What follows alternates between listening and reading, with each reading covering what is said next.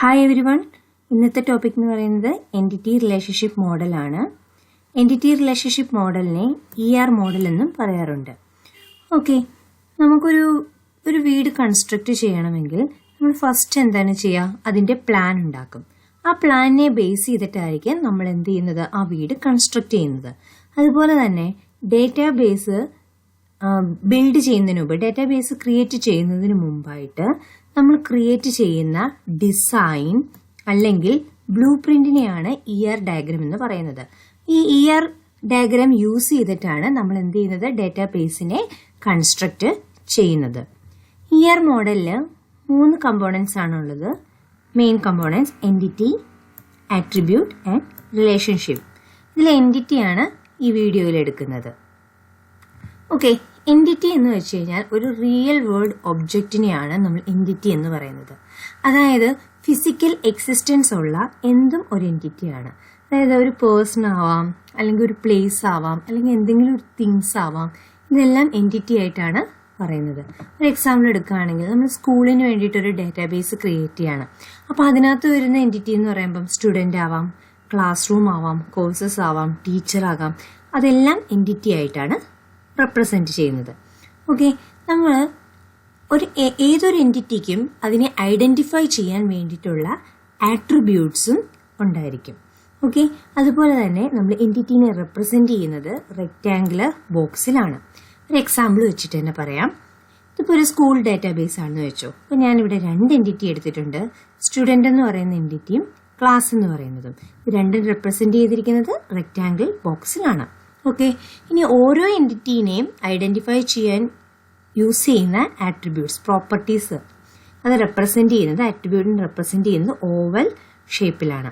Okay, അപ്പോൾ സ്റ്റുഡൻറ്റിന്റെ attributes എന്ന് പറയുമ്പോൾ നെയിം ആവാം, സ്റ്റുഡൻറ്റിനെ ഐഡന്റിഫൈ ചെയ്യാൻ വരുന്ന എല്ലാ പ്രോപ്പർട്ടീസും, നെയിം ആവാം, റോൾ നമ്പർ ആവാം, ഏജ് ആവാം, മാർക്ക് ആവാം, അതുപോലുള്ള എല്ലാമാണ് ആട്രിബ്യൂട്ട് എന്ന് പറയുന്നത്. ഓക്കെ, ഇവിടെ 2 എൻറ്റിറ്റി ഉണ്ടല്ലേ? ആ 2 എൻറ്റിറ്റീനെയും കൂടെ കണക്ട് ചെയ്യുന്നതിനെയാണ് റിലേഷൻഷിപ്പ് എന്ന് പറയുന്നത്. റെപ്രസെന്റ് ചെയ്യുന്നത് ഡയമണ്ട് ഷേപ്പിൽ ആണ്. ഓക്കെ, ഇനി നമുക്ക് 2 ടൈപ്പ് ഓഫ് എൻറ്റിറ്റീസ് ഉണ്ട്. Strong entity and week entity. Okay, strong entity എന്താണെന്ന് ആദ്യം നോക്കാം. സ്ട്രോങ് എൻറ്റിറ്റി എന്ന് വെച്ച് കഴിഞ്ഞാൽ ഞാൻ പറഞ്ഞു, ഒരു എൻറ്റിറ്റിയിൽ ആട്രിബ്യൂട്ട്സ് ഉണ്ടായിരിക്കും. ആ എൻറ്റിറ്റിയിലെ ആട്രിബ്യൂട്ട്സ് യൂസ് ചെയ്തിട്ട് നമുക്ക് ആ എൻറ്റിറ്റീനെ യുണീക്ക് ആയിട്ട് ഐഡന്റിഫൈ ചെയ്യാൻ പറ്റുന്നുണ്ട് എങ്കിൽ അത് സ്ട്രോങ് എൻറ്റിറ്റി ആണ്. ഓക്കെ, അതുപോലെ തന്നെ സ്ട്രോങ് എൻറ്റിറ്റീനെ റെപ്രസെന്റ് ചെയ്യുന്നത് സിംഗിൾ റെക്ടാങ്കിൾ യൂസ് ചെയ്തിട്ടാണ്. എക്സാമ്പിളിലേക്ക് വരാം നമുക്ക്. ഇവിടെ നോക്കിയാൽ ഞാനൊരു ബാങ്ക് മാനേജ്മെന്റ് സിസ്റ്റമാണ്, അതായത് ബാങ്കിന് വേണ്ടി ചെയ്തൊരു ഡേറ്റാബേസ്. ഓക്കെ, അവിടെ നോക്കിയേ, കസ്റ്റമർ എന്ന് പറയുന്ന ഒരു ടേബിൾ ഉണ്ട്. ഓക്കെ, ഡേറ്റാബേസിൽ കസ്റ്റമർ എന്ന് പറയുന്ന ടേബിൾ ഉണ്ട്. ആ ടേബിളിൽ 2 കോളം ഉണ്ട്. ഏതൊക്കെയാണ്? CID, അതായത് കസ്റ്റമർ ഐഡിയും കസ്റ്റമർ നെയിം എന്നും പറയുന്ന 2 കോളം ഉണ്ട്. Okay, customer name and customer ID. Okay, അതിൽ ഒരു ID നമുക്ക് 3.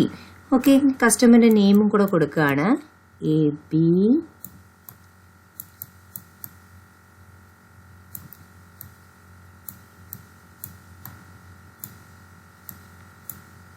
ഓക്കെ, അതായത് ഒരു കസ്റ്റമർ ടേബിൾ എടുത്തു കഴിഞ്ഞാൽ അതിനകത്ത് 2 കോളം വരുന്നുണ്ട്. CID, customer ID and customer name.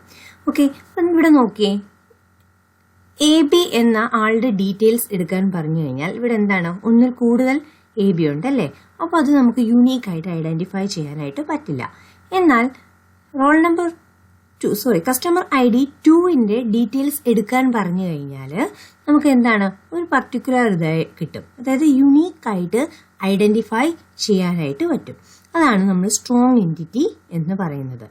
Okay, strong എൻറ്റിറ്റീനെ നമ്മൾ പേരന്റ് എൻറ്റിറ്റി എന്നും പറയാറുണ്ട്. ഓക്കെ, ഇനി വീക്ക് എൻറ്റിറ്റി എന്താന്ന് നോക്കാം. വീക്ക് എൻറ്റിറ്റി എന്ന് പറയുമ്പോൾ സ്ട്രോങ് എൻറ്റിറ്റിയുടെ ഓപ്പോസിറ്റ്.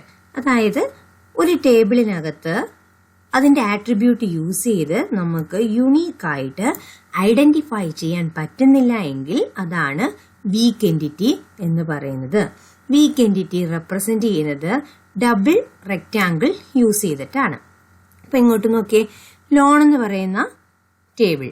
അതിനകത്ത് 2 ആട്രിബ്യൂട്ട് ഉണ്ട്, ലോണിന്റെ നെയിമും ലോണിന്റെ ഡേറ്റും. അപ്പൊ നിങ്ങളൊന്ന് ആലോചിച്ച് നോക്കേ, സെയിം നെയിമുള്ള ലോണ് എന്താണ്, ഒന്നിൽ സെയിം ഡേറ്റിൽ തന്നെ ഒരുപാട് പേർക്ക് എടുക്കാനായിട്ട് പറ്റും.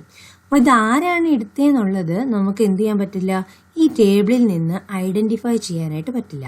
ലോണിന്റെ നെയിമും ലോണിന്റെ ഡേറ്റും മാത്രം വെച്ചിട്ട് നമുക്ക് ഒന്നും തന്നെ ഈ ടേബിളിൽ നിന്ന് മനസ്സിലാക്കാനായിട്ട് പറ്റത്തില്ല. അപ്പോൾ അതാണ് വീക്ക് എൻറ്റിറ്റി എന്ന് പറയുന്നത്. അതായത് ഈ ടേബിളിന് എക്സിസ്റ്റ് ചെയ്യണമെങ്കിൽ ഈ കസ്റ്റമർ ടേബിളിന്റെ ഹെൽപ്പും കൂടെ വേണം. അതായത് നമ്മളിവിടെ കസ്റ്റമർ ഐഡിയും കൂടെ നമ്മളിവിടെ കൊടുത്താൽ മാത്രമേ ഈ ടേബിളിൽ എന്ത് ചെയ്യാൻ പറ്റുള്ളൂ, എക്സിസ്റ്റ് ചെയ്യാനായിട്ട് പറ്റുള്ളൂ. ഓക്കെ, അതാണ് വീക്ക് എൻറ്റിറ്റി എന്ന് പറയുന്നത്. ഓക്കെ, വീക്ക് എൻറ്റിറ്റീനെ ചൈൽഡ് എൻറ്റിറ്റി എന്നും പറയാറുണ്ട്. ഓക്കെ, അതുപോലെ തന്നെ ഒരു സ്ട്രോങ് എൻറ്റിറ്റി വീക്ക് എൻറ്റിറ്റിയും വരികയാണെങ്കിൽ അതിന്റെ റിലേഷൻഷിപ്പിനെ റെപ്രസെന്റ് ചെയ്യുന്നത് ഡബിൾ ഡയമണ്ട് ഷേപ്പ് യൂസ് ചെയ്തിട്ട് ആണ്. അപ്പോൾ നമുക്ക് സ്ട്രോങ് എൻറ്റിറ്റി വീക്ക് എൻറ്റിറ്റി എന്താണെന്ന് ഡിഫറൻഷിയേറ്റ് ചെയ്തൊന്ന് പറയാം. സ്ട്രോങ് എൻറ്റിറ്റി എന്ന് പറയുമ്പോൾ അതിനെ സിംഗിൾ റെക്റ്റാങ്കിൾ ബോക്സിലും വീക്ക് എൻറ്റിറ്റീനെ ഡബിൾ റെക്റ്റാങ്കിൾ ബോക്സിലുമായിരിക്കും റെപ്രസെന്റ് ചെയ്യുന്നത്. അതുപോലെ തന്നെ സ്ട്രോങ് എൻറ്റിറ്റീനെ അതിന്റെ ആട്രിബ്യൂട്ട്സ് യൂസ് ചെയ്ത് തന്നെ നമുക്ക് എന്ത് ചെയ്യാൻ പറ്റും, യുണീക്കായിട്ട് ഐഡന്റിഫൈ ചെയ്യാൻ പറ്റും. വീക്ക് എൻറ്റിറ്റിക്ക് യുണീക്കായിട്ട് ഐഡന്റിഫൈ ചെയ്യാൻ പറ്റില്ല. അത് ഡിപ്പെൻഡ് ചെയ്തിരിക്കുന്നത് വേറൊരു ടേബിളിനെ ആയിരിക്കും. ഓക്കെ, പിന്നെന്താണ് ഇതിന്റെ റിലേഷൻഷിപ്പ്? സ്ട്രോങ് റിലേഷൻഷിപ്പ് ആണെങ്കിൽ, സ്ട്രോങ് എൻറ്റിറ്റീസ് ആണ് രണ്ടുമെങ്കിൽ എന്താണ്, സിംഗിൾ ഡയമണ്ട് ഷേപ്പ് യൂസ് ചെയ്തായിരിക്കും റെപ്രസെന്റ് ചെയ്യുന്നത്, അല്ലെങ്കിൽ ഡബിൾ ഡയമണ്ട് ഷേപ്പ് ആയിരിക്കും യൂസ് ചെയ്യുന്നത്. ഓക്കെ, ഇന്നത്തെ ടോപ്പിക് മനസ്സിലായെന്ന് വിചാരിക്കുന്നു. മനസ്സിലായെങ്കിൽ വീഡിയോ ലൈക്ക് ചെയ്യുക, അതുപോലെ തന്നെ ചാനൽ സബ്സ്ക്രൈബ് ചെയ്യാനും മറക്കരുതേ. താങ്ക്